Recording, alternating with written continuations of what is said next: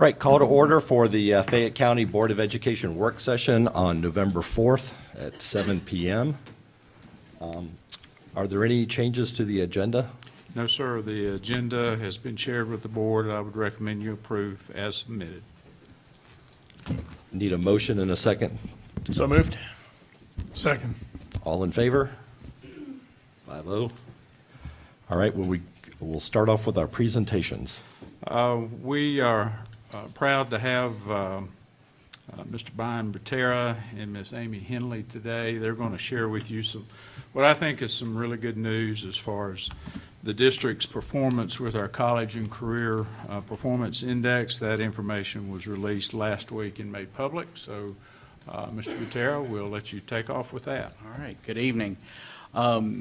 The first document that Kay's pulling up is just an overview of CCRPI to answer any questions that you or the public may have had about the different components of CCRPI.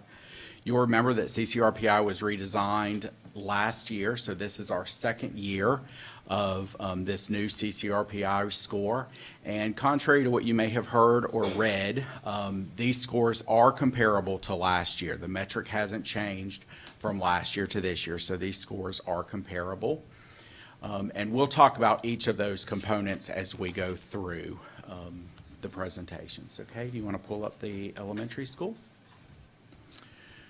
All right, and Kay, if you'll find the page that has content mastery on it. There we go. All right, so content mastery, formerly under the old CCRPI, this is the only metric that didn't change, and we called this the weighted achievement rate, okay?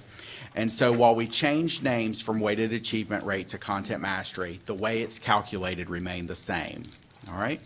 And so beginning learners, which is a student who earns a score of 1 on the milestones, we receive 0 points for that student. A student that is developing or a level 2, we receive a half a point.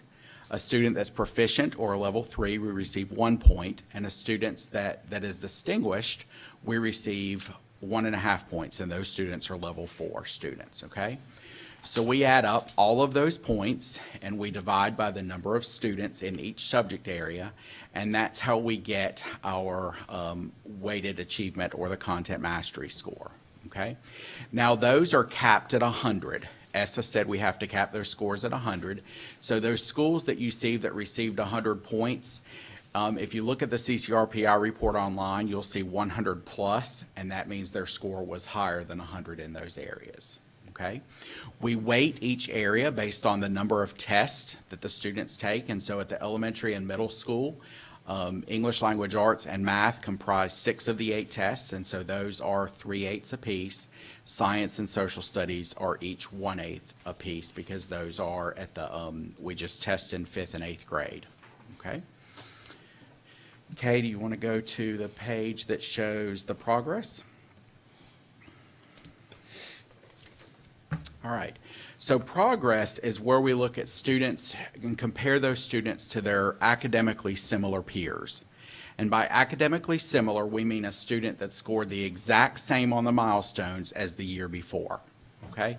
So you can imagine that a student in Fayette County that scored 800, there are tens of thousands of students across the state that scored an 800.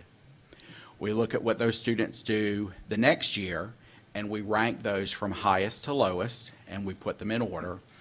And then depending on where they fall from the 1st percentile to the 99th percentile is how we award points.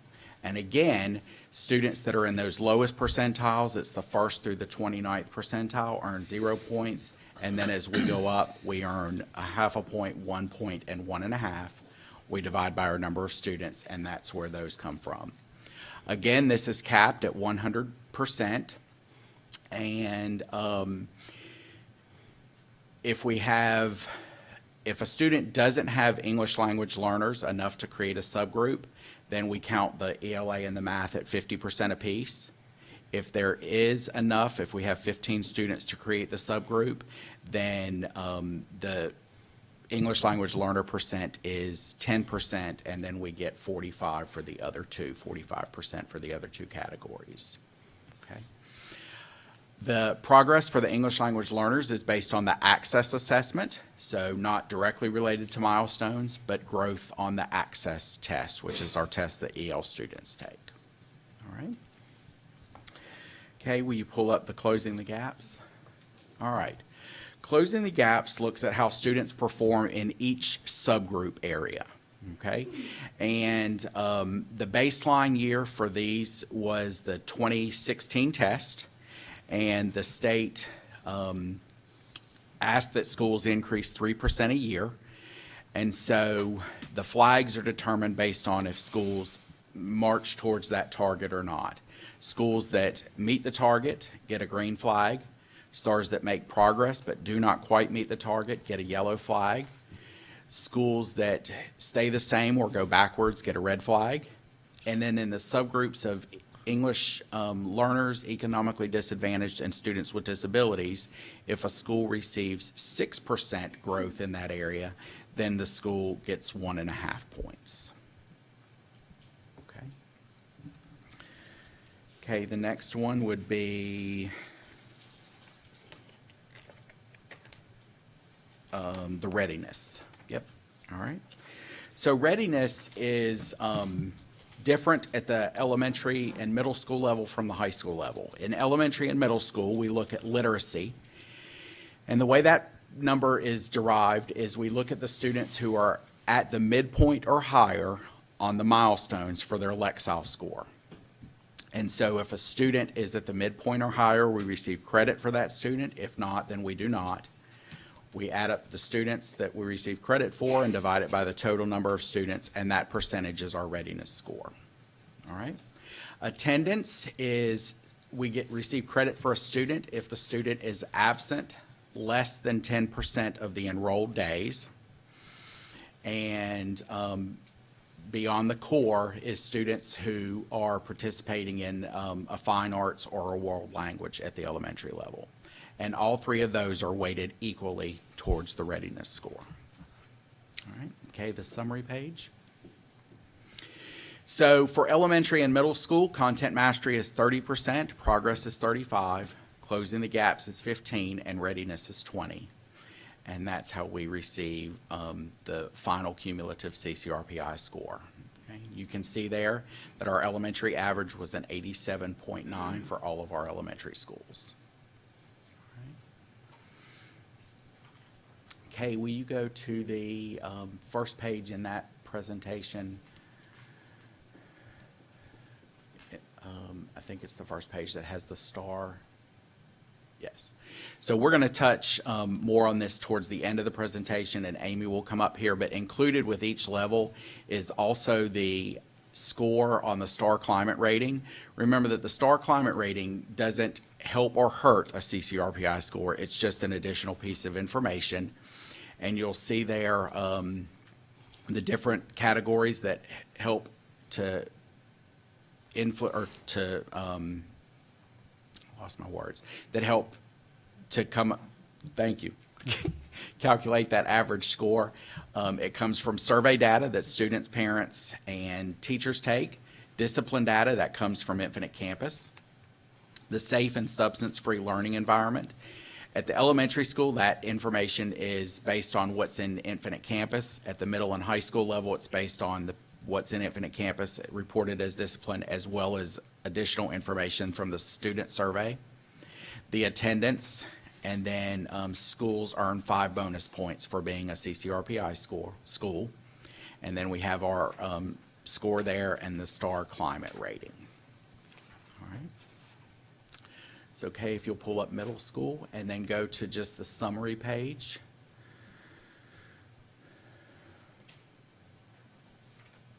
I think it's up one.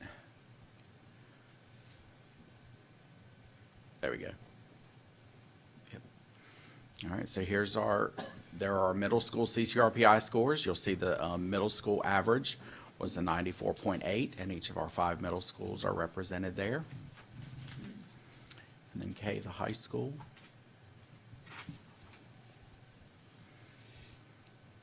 High school is a little different in that we include graduation rate in there, and we've talked about graduation rate before, so this is not new information. But the graduation rate calculation is influenced by the 4-year graduation rate, which is 80%, and then the 5-year graduation rate, which is 20%. And then Kay, if you'll pull up the readiness for the high schools, because that's a bit different as well. All right, the readiness for our high schools, again, the literacy is based on that, the Lexile level for the 9th grade students that take the milestones and the 11th grade students. The attendance is calculated the same way. The accelerated enrollment looks at the percent of students that have earned dual enrollment or AP credit, and that number is benchmarked. Okay, so that's at the 75th percentile. The benchmark is the 75th percentile of students from across the state. So if we have schools that were above the 75th percentile, those schools have earned 100 points there. Students that are below the 75th percentile, we look at that rate and divide it by the 75th percentile, and that's how we get that score for the readiness. The pathway completion, we look at students that complete an advanced academic pathway, a CTAE pathway, a world language pathway, or a fine arts pathway. And then the readiness for college and career is based on the previous year's class, okay? So now we're talking about students that graduated in 2018. This is one piece of a lagging indicator for CCRPI. And the reason for that is because we have to get information from the University System of Georgia and the Technical College System of Georgia to be able to calculate that score. So we look at students that enrolled and did not need remediation. We look at students who scored a 3 or higher on 2 AP exams, or students who reached a readiness, what the state considers a readiness score on the ACT and the SAT. Okay. Any questions about CCRPI or how that's calculated before we? Hey, Brian, Yes. Could you define what the flags mean again? The red Yes, and the. absolutely. Kay, will you just pull up the flags for the high school? There we go. Okay. So in 2016, based on a school's performance on the milestones, the state developed a target. And the way that target was developed is, let's say the weighted achievement rate for a particular subject was 60. The state took the difference of 160 from 100, and that's a difference of 40. We found 3% of that, so that's 1 2/10. Okay, 40 times 3% is 1 2/10. We took that 60 and we add the 1 2/10 onto that. Okay, so the target for 2017 would have been 61.2. All right, so if a school increased above that, then they get the green flag. All right, in the ED, EL, and SWD, they would have to double that fixed point increase to get a green flag with a gold star. Okay. So if a school does really well, let's say the school went from 60 to 70. The next year, that target is 71.2, okay? If they go from 60 to 50, the next year, that score that they have to increase to is 51.2. So that increase stays the same for 5 years, and then we recalculate. Okay, does that help? Yep, and the yellow and yellow and red mean they didn't make the, Yellow means they didn't meet the target, but they made improvements towards the target. Red means that no improvement was noted, or they went backwards, okay, for that particular year. So, Brian, on Yes. that one, so like, if we take a school that they have some green flag, there's some yellow and red, does that mean just different students in different categories? Is that what that is? It's each subgroup is calculated differently, yes. So our subgroups, we have all students, white students, Asian, African American, students with disabilities, Hispanic, English learners, economically disadvantaged, American Indian, Alaskan. I think those are our subgroups. So anywhere a student can fall is considered a subgroup. And you have to have at least 15 of those. You have to have at in a least 15, subgroup to correct. can a student be in multiple subgroups? A student can be in multiple And this subgroups. is by subgroups, not by subject. That's correct. Is it subject and subgroups? It is subject and subgroups. So English Language Arts has a chance to earn all of those subgroups if a school has enough. In some of our elementary schools, you'll see in science and social studies, they didn't have an opportunity to earn a flag in specific areas, maybe because they didn't and that would be because they didn't have enough students in those areas. Some of our schools, a subgroup was added this year, and so we'll see flags reported for those subgroups next year.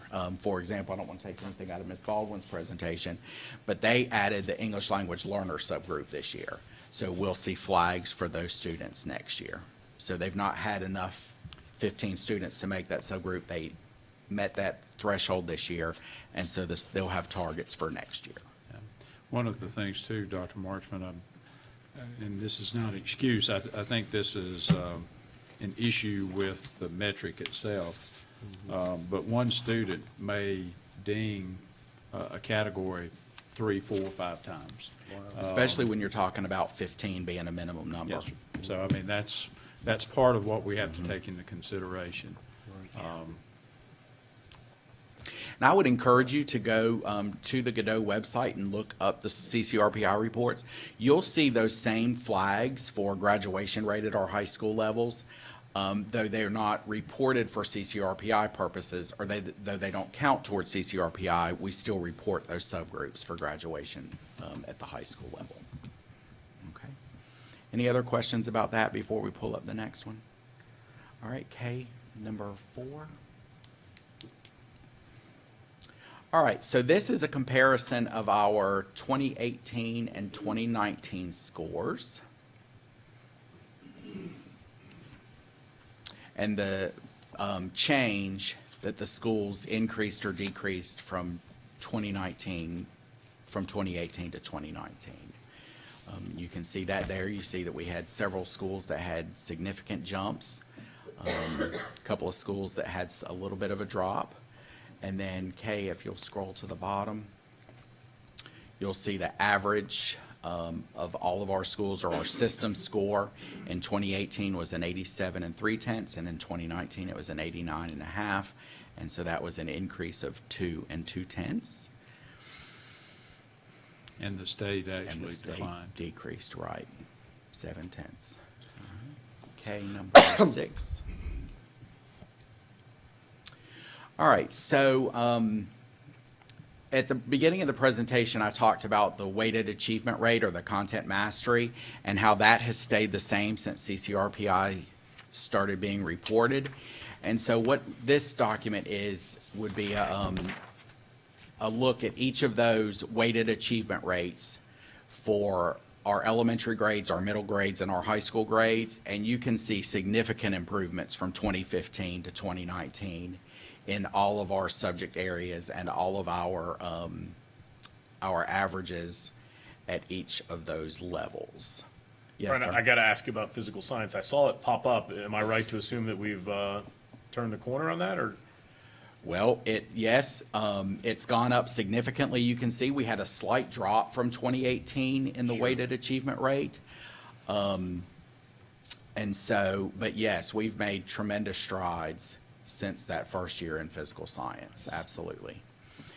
And then K, if you'll scroll down to the graphs. What I've done here is taken each for you and just graphed it so you can see the trends overall for each of our levels: elementary, middle, and then high school. So I think this speaks volumes, since it is the one metric that has stayed consistent. I think this speaks volumes about the good work that's going on in our schools. And as we continue, if CCRPI stays the same, you've probably read that the governor and our state school superintendent they're looking at tweaking again. So I don't know what will happen with next year's CCRPI score, but there has been some talk about that. But this one metric is comparable. Yes. Brian, would it be possible to get, and maybe you do this internally with Dr. Turner and others, but your insight into the data? Because I'm looking at the chart and reading the changes, and in general, it's extremely good. Mm-hmm. And even the declines, like you said, were minor, while the bumps up, for instance, Oak Grove was dramatic. So it's great, but I don't know a fraction of what you know about interpreting the data, and I'd love your insight into, hey, maybe what are our, I don't want to say problem areas, our opportunities to improve, if you will, and where are we really just crushing it, that we should be really proud. I don't want to miss it because I don't understand the data, and I think maybe adding to this summary data, maybe some like executive key point takeaways that we could look and talk about. I mean, when I looked at it, it was extremely positive. However, I'd love your opinion. Yeah. Okay, absolutely, No, yeah, we thanks. can meet together and. I can give you some insights now if you like. Sure. Our scores for ELA generally trended upward significantly for the district, and pretty much at every school. Math was a little up and down depending on the school, so we know that we need to put a lot of focus into ELA and literacy, so now we've got to get that laser-like focus on math while sustaining that for the ELA. Science and social studies at the elementary level, those scores are not as strong as we would like, in part because I think we've dedicated so much time to ELA, it kind of squeezes out the time for science and social studies. So what we're doing there is trying to see how we can embed more science and social studies content into the ELA, into the math, and make it a little bit more integrated. So those are just some general insights off the cuff on that. No, that's great. Thanks, Dr. Turner. I appreciate it. I'd also like to add to that, our progress scores are really strong. When you look at where we compare around the state, we are making, I think that's probably the thing that we can celebrate the most. And the reason for that is because it doesn't matter where you live, what your zip code is, strong teachers are going to move those kids in a positive direction. And when you look at our progress scores overall in all of our schools, they're very, very high. And I think that's a real strength. Our access scores for the readiness indicator, our progress on those, that we're in good shape in there too. So we're moving those kids that come to us speaking another language in a positive direction. And ultimately what you're going to see as a result of that is an increase in content mastery scores because those students have a better grasp of the language. They're better writers, they're better speakers. And so that transfers into science and social studies mostly, as well as English language arts. And then I think you'll see the graduation rate for that subgroup increase as well, because students they have a better grasp of the content, they're completing more credits and able to graduate on time. So I think that area, the progress area, is an area of strength for this system. So the progress is the student's improvement against himself or against other students with the same Against score? for other the students with the same score, yes. And 100 is the maximum for progress, even if you went It's over? the first percentile to the 99th percentile. So a student is ranked from the first percentile to the 99th percentile. Now, we do cap it at 100 for CCRPI purposes, but several of our schools have scores higher than 100%. In that area. And that's because you can get the 1.5 for students who are in that level 4 for progress. And the upper end story of behind progress. the increase in progress, last year was our first time to see the new graphics and to get those closing the gap flags. So a lot of schools, and it was the first year that that schools were competing against their own scores instead of competing against the state average. That was the significant change in the redesign. So last year, schools saw those flags. I think it caught some schools off guard. They may have not been as data-driven about their subgroups. And so that got everybody's attention. I always refer to it as the cast iron skillet came upside folks' head. But subgroup data was more closely followed. Instruction became more targeted, and therefore you saw increases in growth from the previous year. So we make changes at all the levels based on subgroup data? I would say that all In schools general. became more data-driven and more targeted in their instruction to support subgroups. So say, for example, if you got red flags for Hispanic students, then schools began to have more of a laser-like focus on the progress of their Hispanic students throughout the year. And so what we've seen is an increase in progress this year. So kudos to the schools for that. They really were very reflective about their previous year's CCRPI and took action and made some significant gains. Is it possible for us to see the subgroup data, or is it, I don't think I saw it. Is it in there? It's It's on the just website. calculated by flag count on there, but yes, if you go to the CCRPI We can grab it website, there. you'll be able to look exactly at that, Cool. yes, sir. One of the other things I feel like we need to mention too, because we had such a good bump up with our ELA, I think this is our third year with the new adoption. You know, when you change curriculum, our teachers had to go through professional learning and development. It's taken a little while to get their arms around that, but I think they're beginning to master that. And I think that's another really strong reason for us to begin to see the progress there, and hopefully that's going to be a continued trend. Roy, Phenomenal. Leonard? Okay. And then Kay, if you'll pull, I'm sorry, Dr. Barrow. No, go. Okay. Number 7. And Amy, come on up. Yes, that's it, Kay. So this is, well, I'll let Amy talk. I don't want to steal her thunder. Oh, this is a joint effort. Just as our schools have made progress with the academic achievement, our schools have also made progress in the school climate. And so we know that school climate is a critical element for student success. And if you take a look at the progression of the school climate scores from 2014 to 2019, we have made significant progress. In 2014, we had 10 3-star schools, 11 4-star schools, and 3 5-star schools. We currently have 22 5-star schools and 2 4-star schools. And that is attributed to the hard work of our administrators, our staff, parents, students, to make this happen in school climate. That deserves a woo-hoo. It That does is strong. deserve a That's woo-hoo. great. That's a lot of hard work Absolutely. for all of our schools. Absolutely.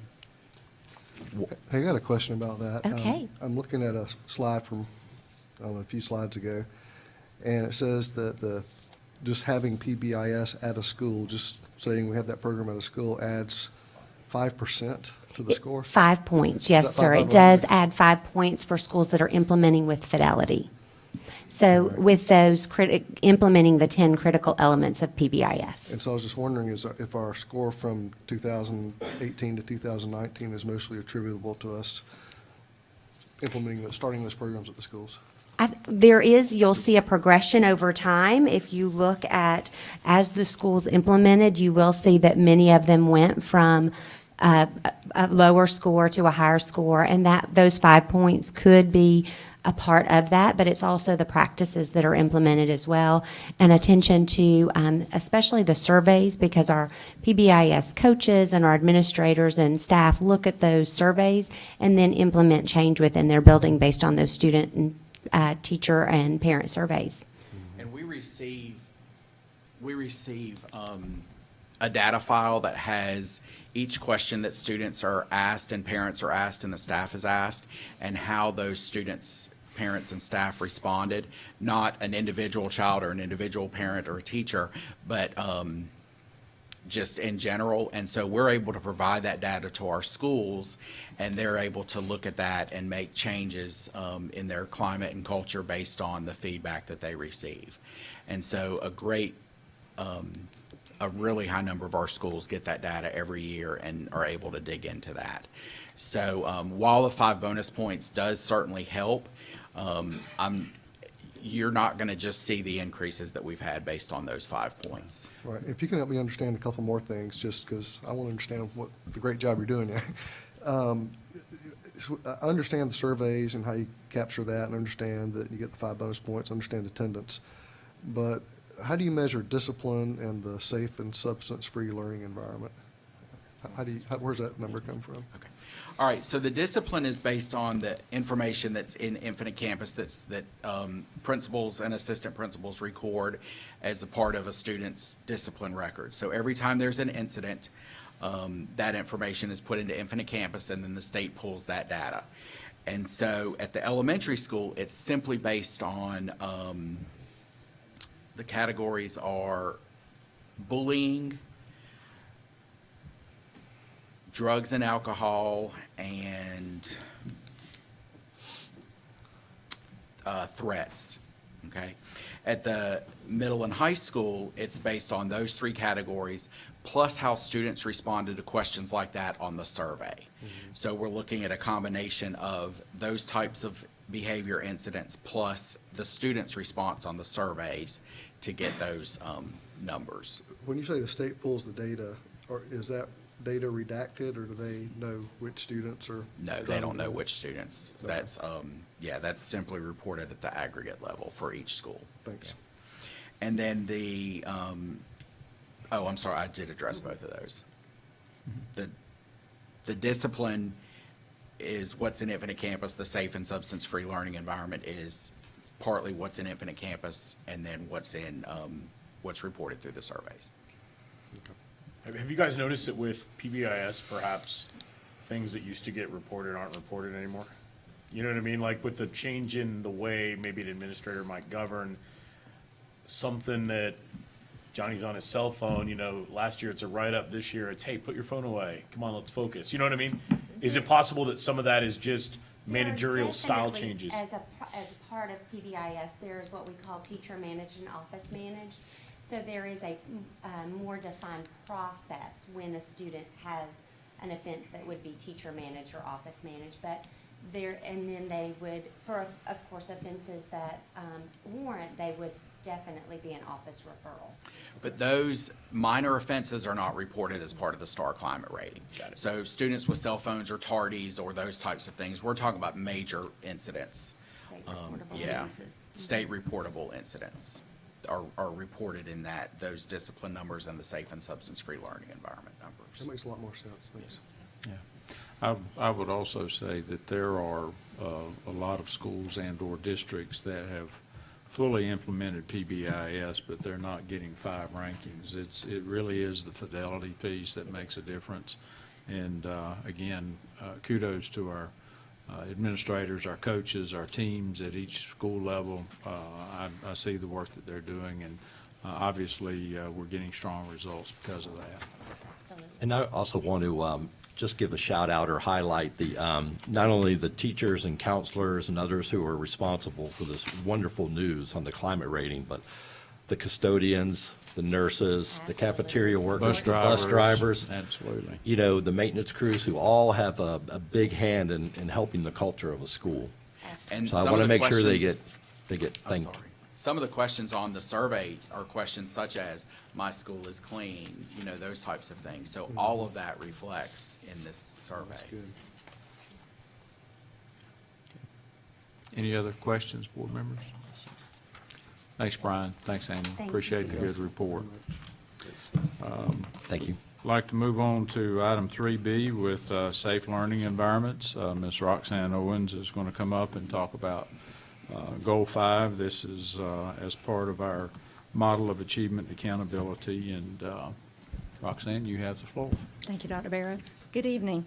Just want to take a couple of quick minutes about, just to talk about what transportation wants to do with the strategic plan and keeping our learning environments safe. As you know, school buses are just an extension of this classroom. And as soon as a student boards our bus, until they get off the bus, either at school or at home, we want to keep them safe. Now, the state of Georgia has some great curriculum that we teach our students, elementary, middle, and high, how to stay safe. But we as a transportation department feel like we need to go a step further. So in order to ensure safe, supportive learning environment on our school buses, you can see our safety measures, but I'm not going to read all of those. First of all, we want to get into our elementary schools. We want our bus drivers and our training staff to get in there. Excuse me. And we actually have a professional puppeteer, believe it or not. This is a school bus driver. So she's assured us that she's going to get in the schools, and along with the state curriculum, it's going to bring this to life so that our elementary students can learn safety of school buses. Now, we're talking about anything from sitting in a seat safely to crossing in front of a school bus safely. So not only will we be having the school bus, the pretend school bus with a puppet show, we'll also have drivers come to the schools, have all the students come out and board buses, show them exactly what we mean by our curriculum. So that's on the elementary level. Second step is for the middle school students. Middle school students, we really would like to get in schools and have a contest. And, Kay, will you be so kind as to click one of these? These are a little cheesy, but this will show you kind of what we want to get in there and talk about, and have our middle school students come up with a song or a rap song or poems or. School bus is here, so look around, look around, look around. The school bus is here, so look around, picking up kids around town. Okay, thank you. What do the yellow lights do? But we just feel like Lights on the bus. middle school students. I mean, really, how can you get a middle school student to really think about school bus safety? And what our goal is for middle school students to do these rap songs, have a competition, and bring it on down to the elementary level, because that will also help elementary students enjoy knowing about school bus safety. So that, along with, already we do the curriculums provided by the DOE, but we want to make sure that we do that in a timely manner. DOE wants us to get that done within 20 days of the first semester of school, and again, the second semester of school within that first 20 days of the second semester. So our goal is to make sure that we do exactly what is expected of us, plus bring all these other fun things in to catch the attention of our students, to make sure that we keep them safe and on our school buses as their learning environment. So it's our goal as a transportation department to just make it fun, make it exciting, so that they can learn and know how to be safe on a bus and around a bus. Any questions? Any questions? No, sir. Appreciate the good work, Roxanne. Thank you. Thank you. Thanks. Okay, next on the agenda is our Whitewater High School feeder pattern presentation. I know, I see Mr. Cole and several of his partners here. They're going to come down and present. I won't introduce them because I know I did that last time and you guys felt like y'all wanted to do that, so.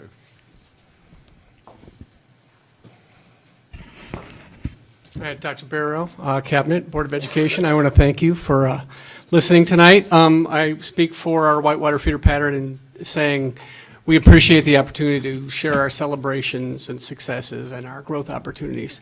This is the same team that thought the new guy would be great to start this presentation, so. I did volunteer, so. What I wanted to start with today is just a really quick video of just to highlight our feeder pattern. So go ahead and take a look at this real quick.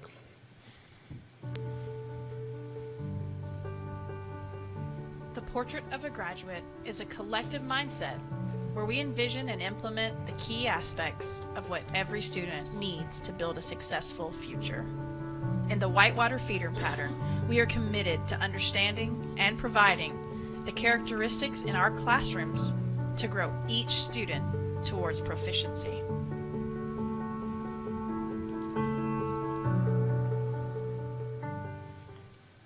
All right, I know that we always put that emphasis on looking at that portrait of a graduate. So in every slide, what we did is we took a little snapshot of each of those 6 attributes, and we've correlated it to the each of our slides tonight. So you'll see that. So, okay, can you? It's not going forward for me.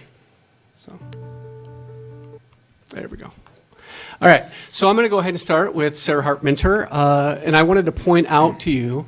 You see across the bottom, there's the 6 attributes that all tie into a productive citizen. So the demographics are up here. All of us wanted to start with each of our demographics. The thing I wanted to point out at Sarah Hart-Minter, you can see our student population, our students with disabilities, our ELL students, and our economically disadvantaged students. There's a little plus sign next to each of those signs. And you can see that each of those indicates that our population is continuing to increase in all those areas. So when we look at our CCRPI score, that presents a challenge for Ms. Holland and I, especially when we start looking at data, because those are a trend that we have to continue to contend with when we look at closing the gaps in those areas. This is something I really wanted to highlight. This is our student growth over the last 4 years. And you can see here, like Dr. Turner said and Mr. Butera said, we've put a strong emphasis on ELA, and it shows clearly here. Over the last 4 years, we've increased approximately 20% in the ELA area because we put a huge emphasis on that. The thing I really wanted to point out is if you look at our distinguished level of students, we went from 10% to 30% of our students hitting that distinguished area, which really brings up that content mastery score. On the contrary, just like Dr. Turner had said, our math has kind of plateaued over the last 4 years. You can see there's only been a steady increase and then a plateau over the last year. But when we look at that distinguished area, you can see even last year we decreased our students from 20% to 10% of our students that were in that distinguished area. So at our last leadership team meeting, we did look at that data and we said there's a need for some math intervention here. So that is one of the goals that we are setting forward, and I think the biggest area that we're going to look at for this year is looking at that numbers and operations area, because that's an easy area that you can hit right away to get a little bit of a boost. So that's what we're going to focus on this year. We did talk a lot about Pbis. You talked about that. This is our second year of implementation at Minter. We made some minor changes this year with that implementation. The first change that I wanted to put on there is looking at our matrix, which is across the bottom of the screen. It talks about I am respectful, responsible, safe. We added the problem solver piece there. We realized that the respectful, responsible, safe are things that you could teach students, but being a problem solver, that's something that kids need for a lifelong skill, and that's something they're going to continue to use the rest of their life is solving problems. So we thought that would be a great one to add.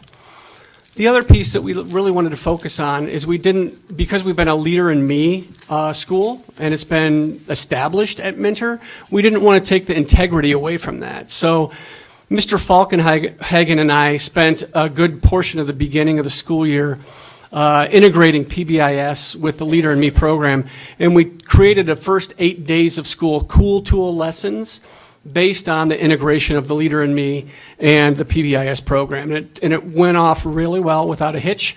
We kind of talked about the 4 expectations along with the leader pledge. And everything is geared towards I am a leader when I am respectful, responsible, safe problem solver. So we want to put that ownership of the leadership on the students as well. The next minor change we made is we introduced Leader Loot, which is individual recognition of students. We did look at the student survey, and one of the lowest areas we found was that students didn't feel like they were recognized for their behavior. So that was kind of a trigger to us. Last year we used lead cards, which recognized classes. So if classes were following the expectations in the hallway or they were following the Leader in Me program, they'd get a lead card, and it was celebrated as a class. This year, when students are following those 4 expectations, they get Leader Loot, and they can turn those in. And that takes us to that last category, which is the student celebration. So the student celebrations we do on a quarterly basis. We had our first one on Halloween. We did a Thrilling Thursday, we called it, and it was a Halloween scavenger hunt.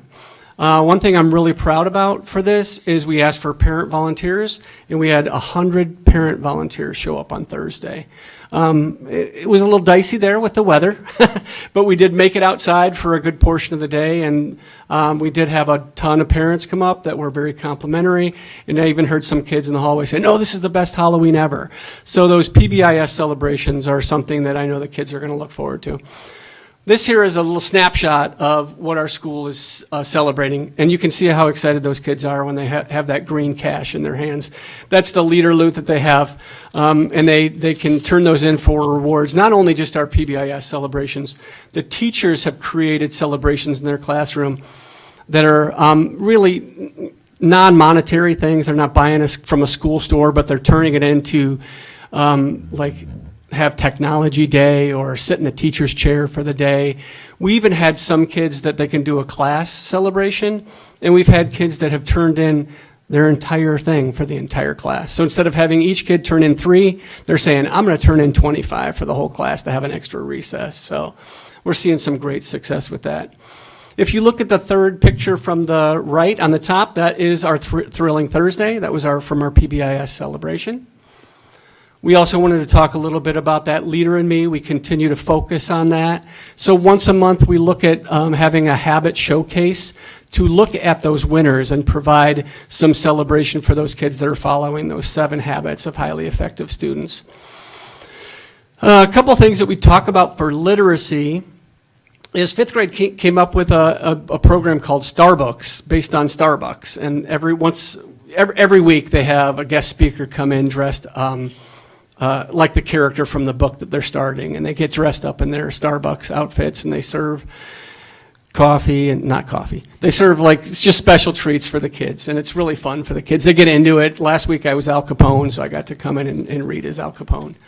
And then the last picture we wanted to show, I wanted to highlight this. That's from our Boosterthon. We had raised a certain amount of money, and we had met our goal, and we still had 1 week left. And I told the kids if we raised another $5,000 from that, I would get on top of the roof and sing karaoke. So there I am on top of the roof. We unfortunately don't have a video clip, but Steve heard it from his school, so he said I did okay. So I was pretty proud of that. Thanks.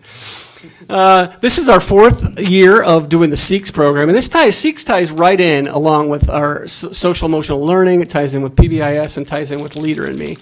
And the great thing about the SEEKS program is that I know along with Cindy, Aaron has created POGs, these peer observation groups, where teachers are allowed to go into classrooms, observe teachers, and present positive feedback to them about how they're engaging students. And I was fortunate enough to sit in on a group that had 5 or 6 teachers that had observed each other, and the conversation was phenomenal. Not only was it building kids up, or building teachers up in a positive way, it was adult Pbis, but teachers were learning from each other, and they were like, that's a great idea, I'm going to steal that back from my class. So the SEEKS program is a great opportunity for the students, or the teachers, to be able to access that, to engage the students. And then the last thing I want to talk about is STEAM. This is our 3rd year of STEAM initiative. I really buy into the STEAM piece. You could see that attribute there is creating those problem solvers. When we do STEAM, this allows kids the opportunity to learn those soft skills, collaboration, problem solving, working together. These are skills that they're going to develop during an entire lifetime. They're going to need these skills to use for an entire lifetime. Sometimes we don't get to do that in a non-traditional classroom or a traditional classroom setting. They don't get to participate in some of those. So we do want to continue that STEAM initiative to continue practicing those soft skills. So at this point, I'm going to ask Dr. Lewis to come up and go on ahead with Inman. So Dr. Robinson, thank you, sir. Thank you. Good evening. I have Ms. Judy, Ashley Judy with me, the assistant principal at Inman Elementary, and thank you for this opportunity. As you can see, following this same format, we have our student demographics in front of you. Probably one of the highlights for us is in the earlier part of the year, Dr. Barrow and Ms. Herron, and I'm sure some others were involved in this decision, we added an additional pre-K class at Inman Elementary, which gave us an opportunity to welcome 22 energetic, bright-eyed 4-year-olds. Now we've got a total of 44 that we're addressing, and I think that's been one of the great addition to Inman this year. So, sir, thank you for that. We get an opportunity again to get them school ready. You can see our RPI score. For me, this reminds me of realities and possibilities. We have a lot of opportunities to dig deep into our school data and work together collaboratively. We'll talk a little bit more about that briefly, but very proud of our school climate rating. We try to get along on a daily basis at Inman and have a lot of fun. And our climate is tremendous in that we try to build relationships, lasting relationships with our students and with our adult peers. And so we have a lot of fun. The readiness score is certainly up, and we are really striving to continue to keep that area moving forward. On this screen, we can celebrate a little bit with ELA and math as we continue to realize, as we look at the data, it suggests that our students are learning what they're being taught. Our teachers are really focused on best practices as we continue to learn and grow even as a professional staff. One of the highlights of this, we don't have it on the screen, but our ELA, our students with disabilities, and our economically disadvantaged students gained 6 points this particular school year. So we're really proud of that. Our focus have been, and as others have been stated, on the ELA, and we've seen growth, and you can see that over the years. We really focused on that. Now, the possibility for us now is to really focus on math and science. And we're going to do that as we continue to close that gap. And we have quite a few support engaged with our teaching staff to help, again, look at data. In fact, in the morning, Mr. Butera will be at our school, and our leadership team, we're going to come together and dig deep into this data and look for opportunities, not only for our staff to grow on a professional level, but look for those areas that we can certainly address and make sure that math and science is being taught at the most advantageous level when it comes to Tier 1 instruction. We've got instructional content coaches that will be involved in our meeting. Yes. Can you go back to the last graph? I'm not sure what that's a percentage of. This. Yeah.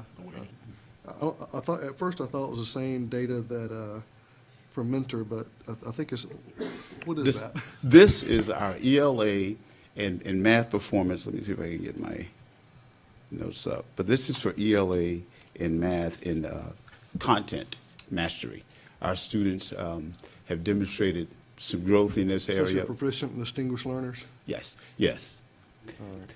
This is, and no, this is not distinguished learners. This is all of our students. This is all of our students, because we've been focused on ELA, particularly narrative writing, over the past 4 years or so. Did that answer your question? No. It's, you know how Mr. Butera explained that the weighted achievement rate is all the kids who scored a level 1. Oh, yeah. 0 points, I got you. 1.5 a point, and 1.1 and a half. So that is the Accumulation. accumulation of points for content mastery on that weighted average for everything. It just threw me because it was the same data presented differently. I'm sorry, the terminology is different. I'm Okay, sorry about thanks. that. I Sorry got about you that. now. Good question. Thank you so much, Dr. Turner. Talking about closing the gap in progress here. Again, this is where our work is going to be focused on this coming school year as we continue again as a team to come together, go deep in this data, and make sure that we are using best practices to address both math and science, as well as continuing to keep up the progress in ELA and math as well. Our little guy in the middle, he says it all. You know, it's all about smiles and having fun at Inman. PBIS, we're in our 5th year. And for us, we haven't, the only change, I really don't call it a change, but it's continual growth for our staff. Our PBIS team, we have monthly meetings, sometimes several meetings during the month, to make sure that, number one, our teachers understand the PBIS framework better, and that we're very clear on our expectations for adults, and we continue to grow in that area. Our students are having a lot of fun. We have PBIS celebration as well, and we're going to continue that process, because it makes a difference when our students know that they're cared for, they're loved, and the expectations to be ready, to be respectful, and be responsible, no matter where they are, on the bus, on the playground. That's very important. And so we have a lot of fun with PBIS. We have a source store. They can earn PBIS bucks, and they go to that store pretty frequently and enjoy shopping and spending their Eagle bucks. STEAM has been a part of Inman for a number of years. We continue to give our teachers opportunity to take ownership of that, so that our students, again, can collaborate, problem solve, and continue to be creative through project-based learning. The photo on the right, again, speaks volumes in terms of our feeder pattern connection. I'm just really thankful for Mr. Cole, Ms. Baldwin, and their staff for their support. You see Dr. Davis is up there, and Mr. Patterson is up there. We try to get the community involved, and we've had a lot of success with that. Our readathon just ended, and I think the total is over $20,000 maybe, with a lot of people involved in that process, and we're very fortunate to have that. I know that Mr. Ray Bold had an invitation to come out, and Mr. Pressburg both, so we invite you to all come and be a part of the things that we're doing at Inman. This slide is another Powerful slide, again, of collaboration and working together as part of Inman's effort. The top photo, EMC, Coweta Fayette, approached us last spring and offered to come in and do a project based on what teachers and students felt would be important.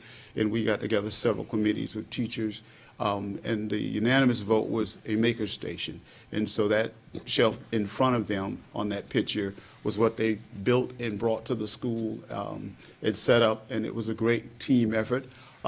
We did the asking, and they provided the resources for our teachers, and so our students and teachers get to use the makerspace quite frequently with STEAM projects and other class-related projects. Again, the Whitewater High School, it's Coach Holly and his football team. They come on Fridays and open the doors for our students and parents love it, students love it. I love it because I don't have to go outside and do car duty on Fridays, but it's a great relationship. In fact, Coach Holly coached my son many, many years ago, so it's come kind of full circle. The picture on the far right up top, those are awesome parents who have taken ownership and adopted our courtyard. And it's beautiful because these ladies come in there almost on a daily basis, and there's something going on in our courtyard. They've turned it into a learning lab. Classes get to come in and look at the growth process and planning process, so it's a fun place. The photo on the bottom left, or would be my left, with the flag in the center of it, a parent brought this idea to us maybe 3 years ago. It's called Community Circle. And the first Friday of every month, we bring everyone into the gym, and it's a great time for shout-outs. A school mission is chanted out. We've had the Whitewater Band, the cheerleaders have been over. We've recognized community members, first responders, and it's all student-led. And it's a great time, great feeling for us at Inman. The middle slide, Watchdog, again, was another parent idea, and we embraced that about 2 years ago. So we've got dads coming, and most of the time they spend the entire day supporting students in whatever capacity the teacher needs, and that's been a very great addition to see more males in the schools and being involved. Big plus. And it is all about community engagement. The last slide, you'll see the video on the left shows our teachers engage in PLC, and actually that first clip was our parapros. One of the things that we wanted to do this year was to provide continuous professional growth for our instructional support, because they are the unsung heroes in our building. They do so much. They don't complain. At least I don't hear it, and they come and they work hard, and they wanted to learn. So our instructional coach and our RTI teacher leaders leading that. What you're seeing now are our teachers engaged in a writing PLC. Again, that's been our focus over the last 3 or 4 years, and we continue to make that a focus. Now, our effort, again, towards science and math, we'll continue to make that a focus as well. This is also our first year with SEEKS, and I can't say enough about it. I wish every teacher can experience going through this process. We're in the initial stage. We have 6 teachers that are represented. They're being coached by Dr. Emily Rubin and supported by our exceptional children staff, and they're having a ball. Every session that I've gone to and witnessed myself, our teachers are bonding, those 6. They will become mentors for other teachers in the building as we go through this process. So this has been a great addition for Inman Elementary, and we look forward to continual growth and making sure that all of our little ones get what they need. We thank you for your support. Did I miss anything? I got it. All right, good.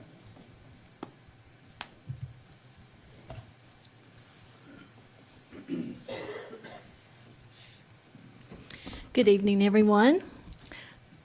I know that we have a slide at the end, but I also want to take the opportunity to say thank you for your support and for providing the Media Center refurbished for us. We have a picture at the end if you haven't had a chance to see that, but we really appreciate that. Am I doing this?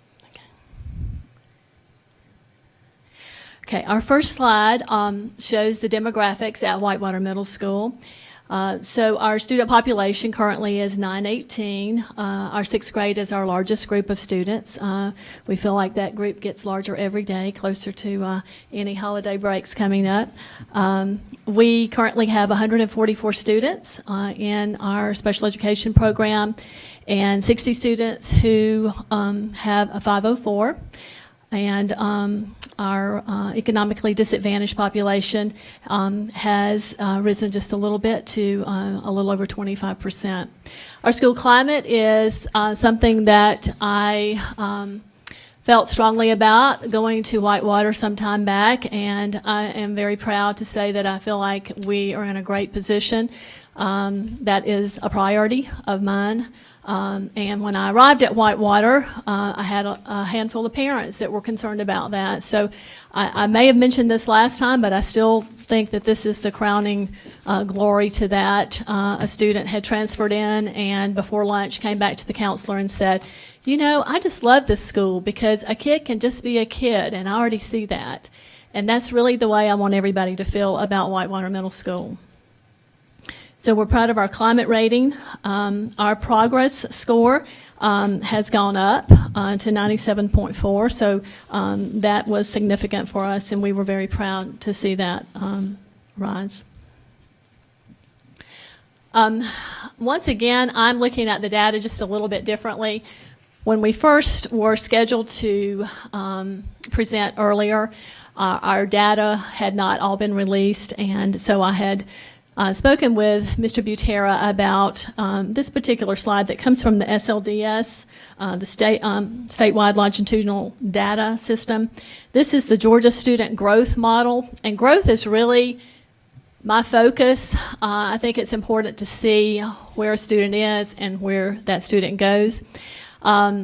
I also find it interesting, being a hardcore middle school person, to see the difference in the developmental stages of a sixth grader versus an eighth grader. Very, very big differences between the developmental brain of a sixth grader going from concrete thinking to more abstract thinking. So ELA is on the left-hand side, and then math, of course, is on the right. But going from sixth grade to seventh to eighth, and by the time the students leave, I feel really confident about that. Math is a concern, and so I find that interesting, Dr. Turner, that you brought that up. We still want to look at that because that's an area that I feel like should be stronger and can be, and I want that to be an area that we need to work on. Yes, sir. Do you mean math in terms of content mastery? Because your growth looks, the growth is continued success. It right? is. We just see a difference between a fifth grade score and a sixth grade score. We've been very transparent in our conversations about that. I've been in conversations with Dr. Barrow about that. I've seen that over the years. I'm not sure if there's something different about the test or something that we're doing that we need to do differently. I've spoken with Deb Troutman, our math coordinator, about that as well. So I would just like to continue to dig into that and see if there's something else that we need to look at that I haven't thought about. The next slide is a vision idea for us. The healthcare profession, career path at Whitewater High School is tremendous. Many, many students participate in that. And in my home, my child was very much enthusiastic about that. I think that's an area that I would like to see the middle school look into for one class or at least two classes, or at least one, but maybe two, where we might start a healthcare pilot for students who are potentially interested in healthcare before they get to the high school, and let that be just for the eighth grade and just for two classes, and then potentially, that person could finish at the high school or whatever, however that would work. But we've begun conversations about that, and I feel strongly about that. The desire is there, and I think it would be a special honor for the eighth grade to have that special class. So we're talking about that. The next slide shows our Pbis Pep Rally, and the actual video gets kind of wild and crazy. Ms. Henley got to come out for some of that. The students have relays. This is 8th grade. We don't let the 6th graders do this, but the 8th graders, as well as the teachers, it is a phenomenal time for bonding.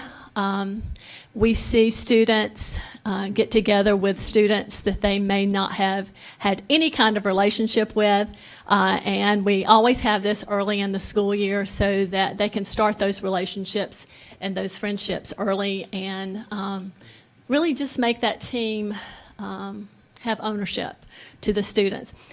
The very cool thing is to see the teachers with the students, and they get to see their teachers in a whole different light, and it really takes down a lot of those barriers, and it's just the coolest thing. We watch it all day long, and every grade level has a different program. So the slide on the right, or the picture on the right, shows the 6th graders, because they're learning the different areas that we focused on, which of course are safety, respect, and responsibility. And then we have our newsletter at the bottom. The Pbis team meets once a month, and we have Swiss data, which is sort of like information that's coming from Infinite Campus, but it's more detailed and refined. And it tells us what time of the day, what day of the week, the different offenses, so that we can hone in on those concerns and make them better. And so the Pbis meeting is very worthwhile, and that's Swiss data too. So on the newsletter that goes out once a month, we look at those different areas in that data and try to improve that. Okay, Whitewater Middle School does not have the STEAM program, but we have tried to focus in on a STEM class in our connections time, looking at project-based learning. The students, in collaboration with the technology robotics class and math classes, just recently made the cornhole games, and ended up getting a lot of support from parents that came in and donated their time and finances, and then ended up giving those to each of the academic teams to use as Fun Friday activities for rewards through Pbis. Also, we try to connect the dots and want to continue to improve that STEM approach with interdisciplinary classes, not only the connection classes, but the academics. So it's sort of threefold there. And all of this also leading to career readiness.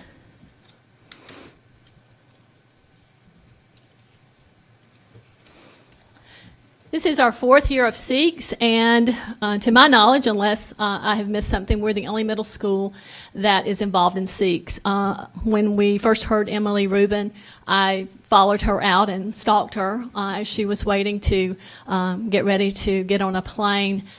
I very much believe that Pbis and SEEKS go hand in hand in supporting the students in a social emotional engagement way to create social wellness, emotional wellness.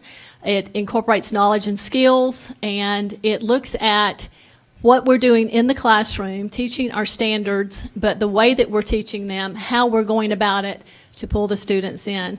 So we had an initial team of about 8 people. We've tried to add additional people as time goes on.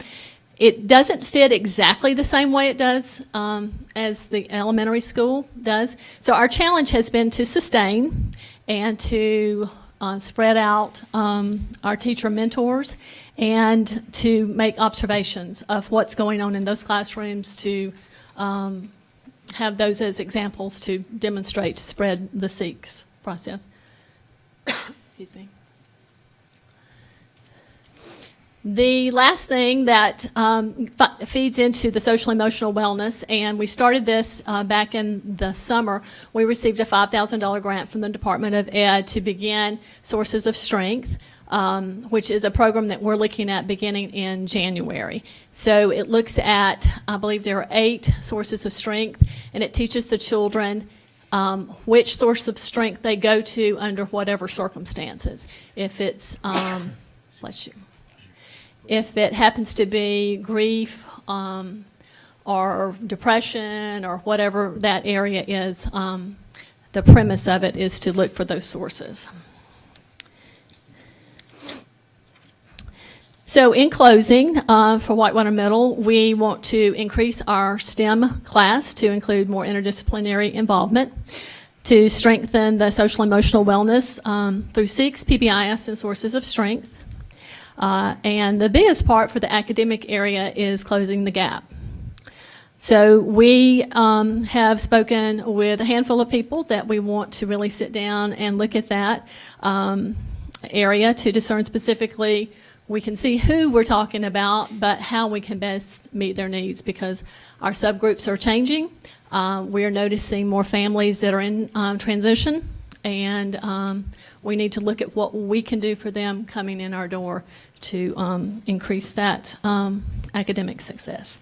And then lastly, of course, the health science class, if we can somehow pull that off and offer that to our students. Thank you.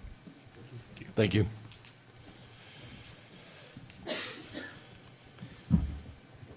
So obviously, we got a lot of great things going on at the lower levels coming up to the high school level, and our job is made a lot easier because of the great work they're doing below us. So I commend Lewis and everybody else that's doing everything, all the great things at the elementary school, the middle school, providing great students for us when they get to the high school. So just like tonight, it's my job to put a bow on it by the time they get there and send them off into the real world, whatever it is their chosen endeavor. So obviously, again, just like everybody else has done, we have our demographic data up there. And the 2 things I just want to point out is the focus that we have on students with disabilities and our economically disadvantaged population.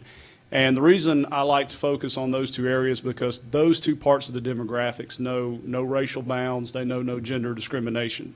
Students in all areas have issues with disabilities, whether it's economically disadvantaged in situations they find themselves in. And so if we address issues at those levels of the demographics, we can take care of a lot of our problems if we focus on the right things related to those students. We're obviously very excited about that CCRPI score of a 90. We reached that A mark that we were striving for, so we went from that B plus to the A minus. Just like the proud student coming home with our report card, we are smiling, so we're happy about that. Our five-star climate rating, again, just speaks to the pleasure that students and parents have about coming to Whitewater High School. And obviously, we want to make sure everybody feels welcome and accepted when they come into our school. The students feel safe and have a safe and adequate learning environment for them. One of the areas that we chose to point out tonight, and there's a lot of areas of academic achievement and celebrations we could have, but unfortunately for the time, we wanted to make sure we focused on a few of the right things to point out to you. But obviously, just like Dr. Turner said earlier, when the scores came out last year, the red flags in the closing the gap area hit us really hard. We saw a lot of the red flags that we had, and it kind of hit us in the pride area because we take a lot of pride in making sure that we provide a viable, accessible academic curriculum that's challenging and rigorous for all students, not just one group of students. And so to see those red flags last year really, really hit us hard, and we went to work on that. We decided that we were going to make closing gaps our primary focus, and as you can see by the data coming up 24.3 points from where we were, we went to work on it and we got it done. Just so you have some highlights on what we feel like were the biggest attributors there, we focused a lot on our PLC programs, our PLC process in our school building. We made those PLC, those professional learning communities for our teachers, more focused and structured on data. Common assessments became the expectation as opposed to just an option. And the reason it became an expectation is because we knew that if we did not start getting our teachers to look at assessment data across the board in a commonality, that we were not looking at the right things in terms of what the kids needed to achieve. It basically came down to a mindset of making our teachers understand that it's not about your kids in your classroom, it's about our kids in our school building. And because we started changing that mindset and that focus, I believe it started getting a lot of our teachers on the right train in terms of saying, this is what we need to be looking at in terms of processes that we have in the classroom, different strategies we have in the classroom, and just teachers having that conversation about, hey, what are you doing that's getting your kids the results you're getting, and having that collaboration there. And we did that collaboration not only horizontally across the board, we did that collaboration vertically among the teachers in the building, as well as teachers from the high school down to the middle school. So it's important to go all the way up through there and see how we're connecting the dots along the way. Again, when we talk about the collaboration and the piece of professional learning communities, our leadership team went to work really hard on John Hattie's research. And if you don't know what John Hattie's research tells you a lot about what's effective for students. And the biggest thing that is the most effective thing, according to his research, is collective efficacy across the board. The fact that teachers believe they can move the targets. It's all about what they do with those students in those classrooms and having that power to believe that they can achieve if they put their mind to it. So we did a book study with that with our leadership team, and I'm proud to say that a lot of our leaders within departments are going back and doing that book study within their departments this year. So they're really jumping on board with that collective efficacy piece of what we're doing. Celebrating the success of our graduation rate is huge. We have been very happy that we've continued to carry the torch in terms of graduation rates. This year we're sitting at 94.5%. We haven't really dropped down below 93% in the last 3 to 4 years. Our biggest thing about that is, and the one thing we're really proud is our students with disabilities, again, going back to that population, we hold a 91.67% graduation rate for those students in the 5-year category. And we talk to our students and our parents about, if you can't get it done in 4, we're going to get it done in 5. Okay, because the point of it is to get you a diploma so you can go out and be successful. So 91.67% of our students with disabilities are walking out at least in 5 years with a diploma. Our readiness component, again, was on the rise. Accelerated enrollment is up because we push a lot of the dual enrollment pathways, our AP programs in our dual enrollment. And then we also look at everything we've got going on in terms of our pathway completion, our end of pathway assessments, and making sure that kids are staying on track with pathways. I give a lot of credit to our counselors and the job they do through the advisement program and talking to students about pathways and the importance of having that pathway completion. College and career readiness, again, looking at the fact that our students are going off ready to be in college or whatever it is they're wanting to do, but college and career readiness, looking at the students who don't need remediation when they get there, who have had successful scores on ACT and SAT programs and our AP scores.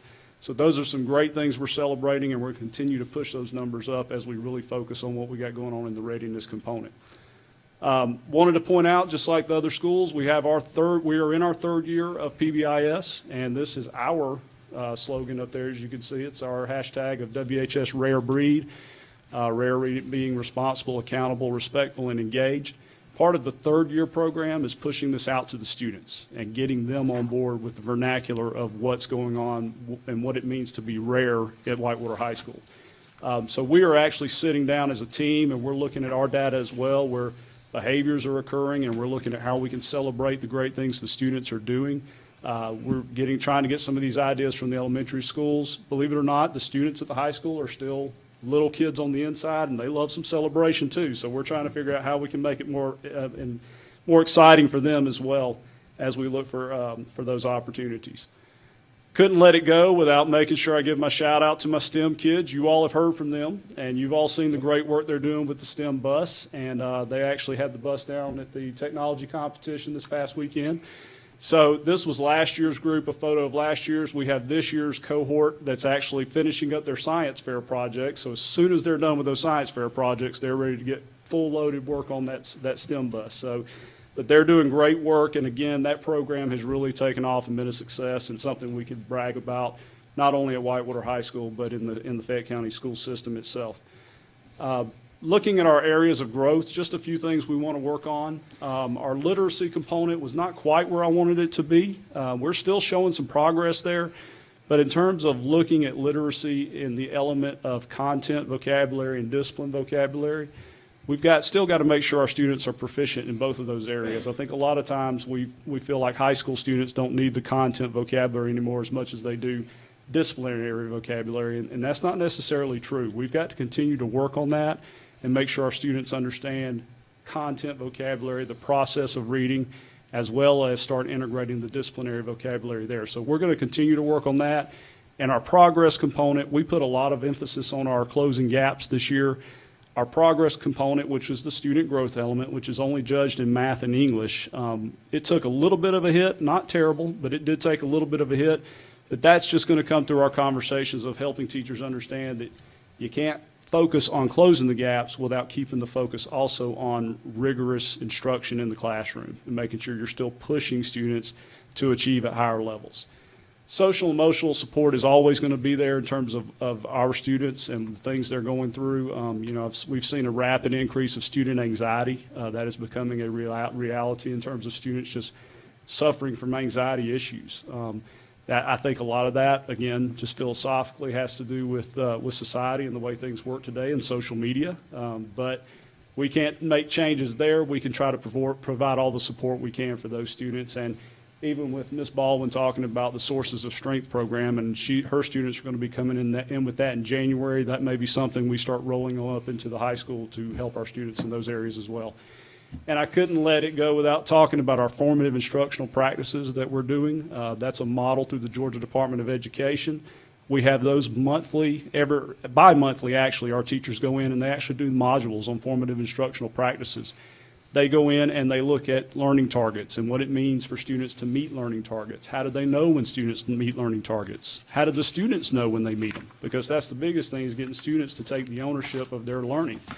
And so we're looking at all of those things. What does it mean to look at different types of assessments, and what do assessments truly tell you? How are you designing your assessments to get the actual data you're looking for in terms of student growth and student potential? Again, just piggybacking on that, we got our formative instructional practices going on. We're always working on our continual professional learning. Just a little snapshot of some of the most recent things we did where we actually got teachers engaged in looking at the assessment process. So this will all go in and help not only build our student success and not only improve our scores, but again, just the good work of making sure all of our students are getting access to that viable curriculum. We couldn't let it pass without making sure you all knew we are very proud of our media centers, and we thank you for the support you gave us in allowing us to make these redesigns. The students are excited about this. I know the students at my school have come in and sat down and treated it just like Starbucks without having the coffee in there and spilling it on anything. But they're really excited about having a space that they can utilize that they feel is up to date and just provides them some comfort in having a place to go and sit down and read and chat with a friend, whatever it may be. So we thank you for that. Just a video we wanted to show you about our community. So just take this in a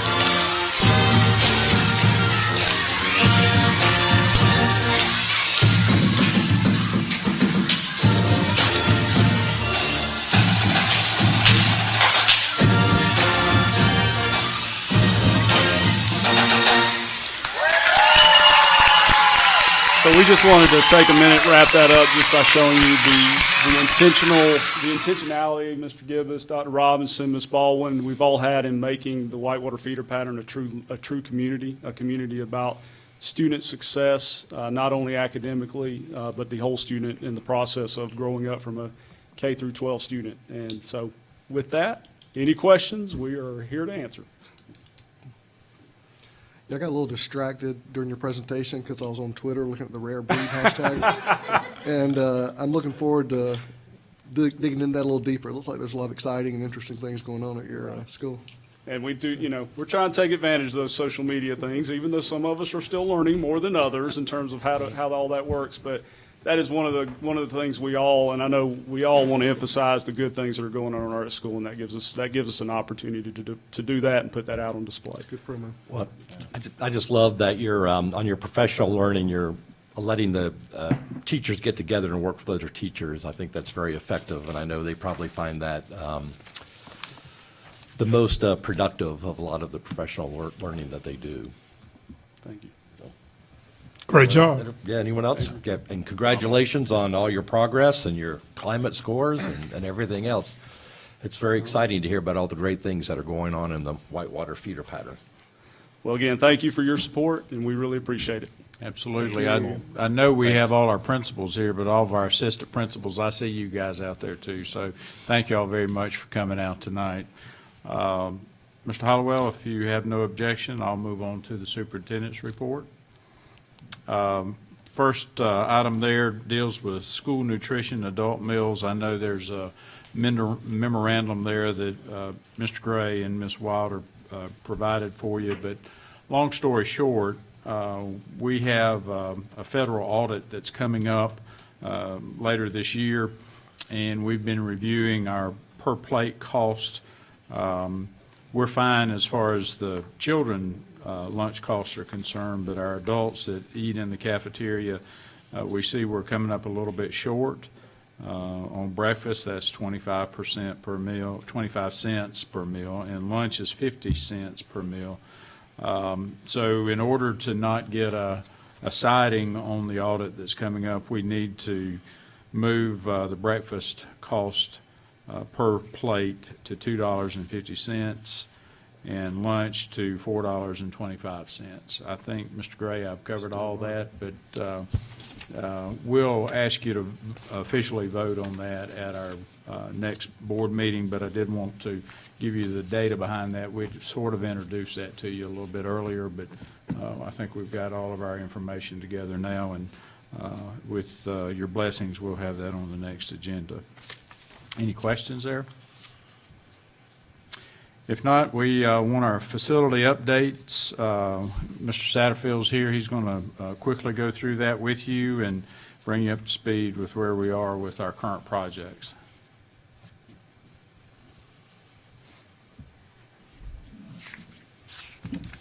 Good evening. Just a quick update on the projects. Still winding down at Fayette High. As far as the punch list, just about got that project completed, just a few odds and ends. Lafayette Educational Center, of course, as you well know, we had the ribbon cutting just the other day, which was very successful for here. We're also working with the architectural firm on the work for technology services. They're working on designing the renovation of that space for them. Oak Grove Elementary, walking track was put in over the last couple of weeks and getting ready to sod the areas in between that track. Foundation work to begin on the administrative and PE facility. They'll be started within the week. We'll start foundation work there. J.C. Booth, the replacement school, the GMP's been determined for the project, and the state DOE last week gave the final approval on the plans. Safety and security upgrades, the contractor is currently working on his punch list, and he's down just to a couple of items there. Sandy Creek Film Lab modification, we've received a CO. We're also in the process of helping the school install some of the new equipment that they've ordered for that lab, and they're going to have a ribbon cutting in a couple of weeks there. North Fayette Gym Connector, contractors received the CO and is currently working on the last few punch list items. The high school track upgrades, we're completely through at Whitewater High School. At McIntosh, they completed last week the installation of the rubber base, and all they lack is striping the track. And they'll hopefully get that in the next week or so, just weather permitting. They have to work around the rain or the wind in that case. Winding down a lot of the projects that we had last summer and fall. Any questions for Mr. Satterfield? Okay. All right. Thank you very much. Thanks, Mike. Last on the superintendent's report is our attendance and enrollment. We've taken a look at that, and at the end of the month, our attendance is 20,544 students. Just in looking at that, year-to-date, that tells us we're increased our student enrollment at 237 students, and we appreciate the fact that that number is going in the right direction. So unless the board has any questions about that. Yeah, I have one question. Yes, sir. And this is just for future attendance reports. Sure. I'd be real interested to know some of our program enrollments. I know you've got your REACH and your Mainstay, and some of those are probably included in the high school enrollments already. But we got our Center of Innovation, the IB programs coming up, maybe some of our other programs that the board approves. I'd just be interested to know what our attendance is in some of those Sure. programs. We can probably break that down. I'll get back with you, and maybe we can identify the ones that you particularly want to see. Is that based on the district, or is that based on each school? Just based on the district. Okay. Just, Good deal. Okay. What are we getting for our money? Sure. How many students are we serving for X dollars? Absolutely, we can do that. Okay, if there are no other questions, we'll move to our action item with J.C. Booth Middle School. Would just make this opening comment that the Board of Education has been reviewing the J.C. Booth Middle School facility options really for almost 2 years. Multiple options have been reviewed, but we had the opportunity to purchase property on Stagecoach Road, and once that took place, then we moved to the options moving down to the 2 top choices, and that became a major renovation at the current site or building a replacement school on the new site. We do have site approval, architectural and engineering designs and bids that have been secured for the Stagecoach site, with the guaranteed maximum price for the actual facility is $40,655,000. We have to include the architectural and civil engineering and also the energy management. Part of that's just a little over $2.8 million, and then also technology, furniture, and other contingencies, that's just over 2.5, just under 2.6 million. Our all-in price would be $46 million for this particular option, and that is the recommendation before this board this evening. Okay, I need a motion and a second, and then we can have discussion. So moved. Second. Okay, discussion? I know we've kind of talked it all out. Yeah, we've beat the dead horse pretty bad through our emails, but just as a fiduciary, I'm concerned about the cost, the traffic, the need for extra space, and the ill will we might cause, and that's it. That's all documented. I just want to take a moment and thank the board members and Dr. Barrow and the staff for all the due diligence they've done on this issue. I know everyone has worked very hard, and we've had a lot of conversations with the community. We've talked with each other a lot. We have looked at it from multiple different angles, and I know for my own vote, I'm looking at what I think is in the best interest, long-term for the school district and what's best for students and the community. And I know the other board members are considering that as well. But I just wanted to take a moment and thank my colleagues for all the hard work we've done, because we have been studying this issue for several months. I'll go ahead and, if there's no other comments, I'll go ahead and call it for a vote. All in favor of the replacement school on the Stagecoach property, raise your hand. All opposed? It's 4-1 with Dr. Marchman opposed.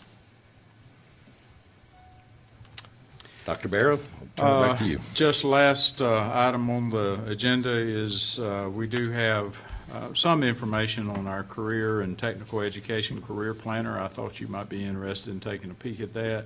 There'll be more information and a more formal presentation down the road, but this was just came out this week, and I really appreciate what our CTE folks are doing to create a world-class program in that area. I have no other information at this time. Dr. Barrow? Yeah. Ms. Collins asked me that to let the board know that if you want to see the complete planner, it's at FayetteCTE.org. Okay. Thank you. Well, I think that's, without any objection, we're adjourned.